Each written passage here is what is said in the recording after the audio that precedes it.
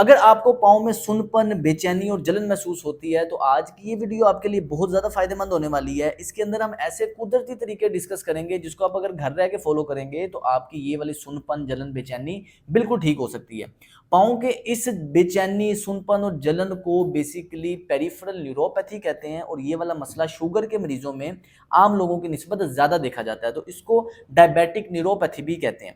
तो अगर आपको इस तरह की जलन या बेचैनी रहती है या अगर आपके किसी जानने वाले को ये मसला है तो उस तक ये वीडियो लाजमी शेयर करें ताकि ज़्यादा से ज़्यादा लोगों का इससे फ़ायदा हो सके। पेरिफेरल न्यूरोपैथी होने की जो वजह है, सबसे पहले अगर आप उसको समझेंगे तो इसका इलाज घर में करना बहुत ज़्यादा ईजी हो जाएगा।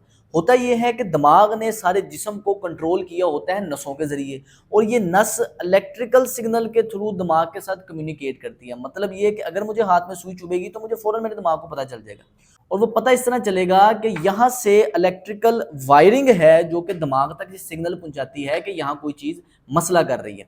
अब ये जब भी इलेक्ट्रिकल वायरिंग के अंदर किसी किस्म का डिस्टर्बेंस आती है, किसी किस्म की अगर इसके ऊपर ये जो शीथ चढ़ी हुई है, अगर आप देखें इसके अंदर तार है, ऊपर इसके ऊपर इंसुलेशन की लेयर है।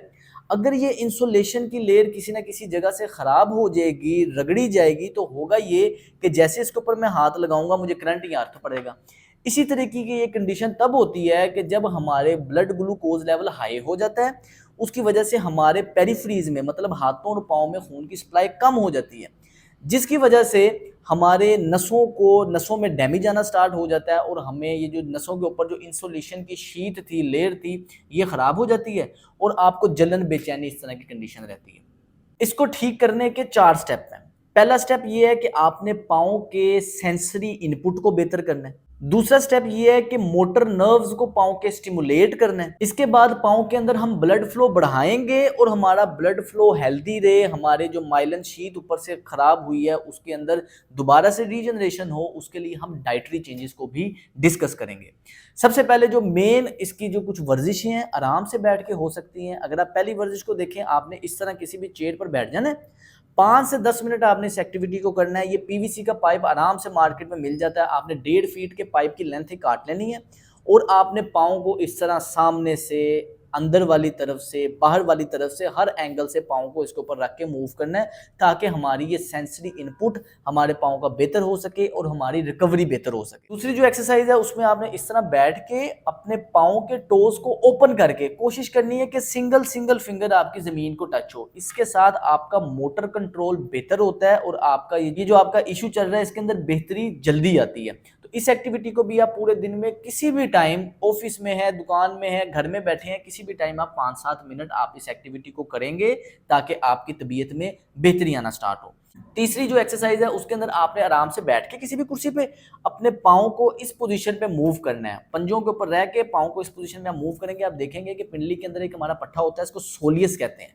इसका ये रोल होता है कि आपके पाँव के नीचे वाले मसल्स के अंदर खून की गर्दिश बढ़ाता है। तो जब आप ये वर्जिश करेंगे तो आपकी एक तो खून की गर्दिश बढ़ेगी और मॉडर्न रिसर्च के मुताबिक ये वाली जो वर्जिश है सोलियस पंप, ये आपके ब्लड ग्लूकोज लेवल को भी कम कर सकती है।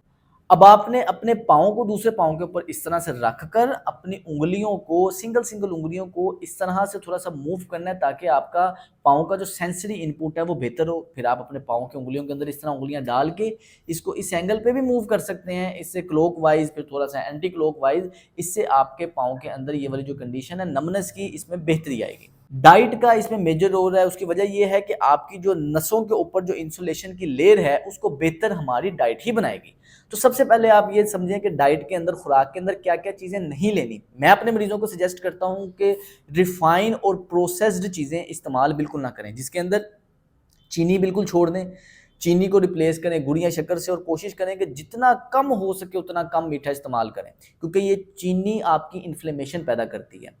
चावल कोशिश करें वंस अ वीक इस्तेमाल करें, इससे ज़्यादा इस्तेमाल ना करें क्योंकि ये भी आपके ब्लड ग्लूकोज लेवल को स्पाइक करता है, आपकी इंसुलिन रेजिस्टेंस बढ़ती है और उसकी वजह से भी आपका हीलिंग स्लो हो जाती है। तीसरे नंबर पे मैदा या मैदे से बनी कोई चीज़ नहीं खानी, पिज़्ज़ा, बेकरी, पास्ता, बेकरी के कोई सामान, बिस्किट वगैरह।